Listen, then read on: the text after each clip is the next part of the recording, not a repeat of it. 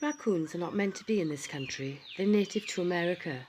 How did a raccoon end up in a farm shop in the English countryside?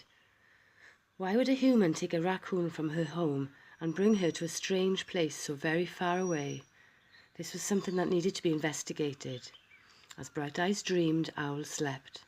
Life carried on as normal. Birds sang, chirped and tweeted. A robin landed at Bright Eyes' feet to take a closer look. The river ran calm but fast as the sun shone proud in the sky. The muddy banks were dry and Bright Eyes was healing as she slept. The dream disturbed her as she could relate to the raccoon in a way that she has been trapped in her own mind, like the raccoon is trapped in the cage. The more Bright Eyes tossed and turned, the more she slid down the embankment until slowly but surely she slumped into the water with a plop. And there was where she woke up. What a way to wake up. The cold water shocked Otter into an abrupt awakening. As she sank down out of her depth, she swallowed some water and quickly came up for air, but first coughed in shock. This time Bright Eyes' eyes almost popped out of her head. Now she knew how Owl felt when inquiring over her sleepy posture. As Bright Eyes scrambled and clawed at the muddy embankment, she managed to lift herself back to safety, whilst coughing and spitting out water. Look at the positive side of things. The cold water soothed Otter's wounds, and the sleep had helped her heal. Now Bright Eyes was fully awake and ready to live life to the full without worrying what other creatures were up to. Life is too short to live in pain. With this new awareness, she could use her experiences to help others, and her fascination with Owl was telling her that she had her own inner wisdom, and all she needed to do was tap into it whenever she needed. From then on, Bright Eyes very rarely found herself in sticky situations, and she took a deep breath, jumped headfirst into the swirling current, and weaved in and out of the reeds at the bottom of the river. Flowing free and darting fast, she caught a fish in her mouth and ate it for her tea. Yum! That was much needed, as Bright Eyes hadn't eaten properly in days. Another reason why she felt ill. If she'd eaten good food, then maybe she would not have fallen off the tree. There's no point in regretting, but maybe the blue toxic spray can would have been less toxic if her body had been strong enough to fight off infection.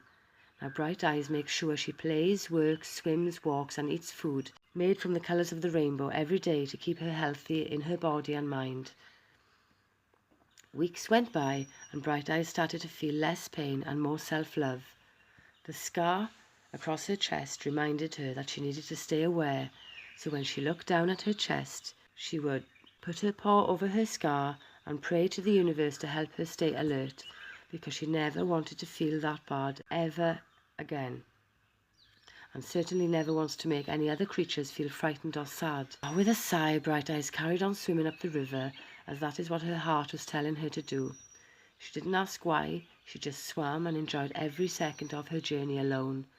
This was a new feeling for her because she always craved company, but at this time in her life, she was happy she had the strength to go alone.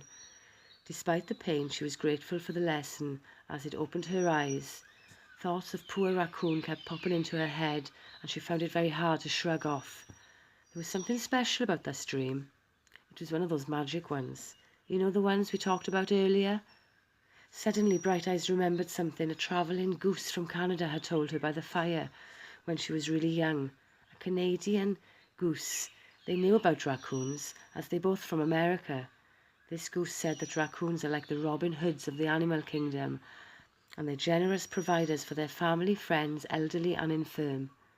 Remembering this information spoke volumes to Bright Eyes, and she knew that she needed to take on some of Raccoon's medicine.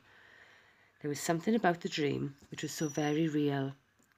It was Bright Eyes who needed to be the generous provider, and now is the time to be everything she could ever be and more, with thanks to the other creatures as medicine. Wise like Owl, generous and protective like Raccoon, balanced and playful like Otter. She would never be able to remain balanced unless she used the other creatures' medicine too, as she needed to have the courage to follow her dream of travelling alone. The love she felt for Owl would be with her everywhere she went, and deep down she lived in hope that she would see Owl again, and wanted so much to give her a hug, but she knew that was not possible. Like the sun and the moon in the sky, Like the day and the night, it was never possible for them to be together. This made Otter very sad, and when she thought about it, so instead, to take her mind off the pain, she tried to focus on things that made her happy, things which took her mind off Owl, and in time she grew strong and was gentle with herself at all times. As days and nights passed, Otter was healing, while Owl slept through the days again and used her energy wisely at night. Owl knew she needed to help Raccoon, and she was going to try her best to make sure Raccoon eventually got free, but an action plan was needed. This was a job for all the animals together. Owl knew she had to call a meeting and was calm after catching up with some sleep. It was not very wise of her to swoop down and scar Bright Eyes' chest, but she knew there was no point in feeling bad and had to let it go, and carried on with her teachings and started planning a meeting. Owl was healing herself and had to detach from Otter. When thoughts of the past turned into painful emotions, Owl would breathe deeply and close her eyes in meditation.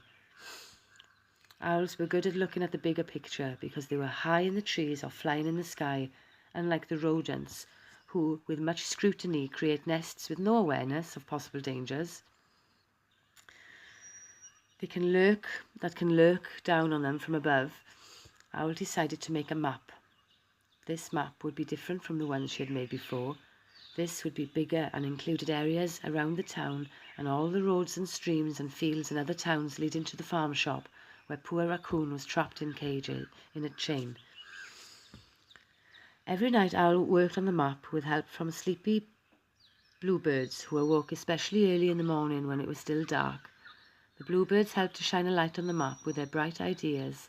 They were happy little fellows and loved helping out at all times. The map was coming along just as Owl had imagined it, and the creatures congratulated her in her excitement over the plan to rescue Raccoon.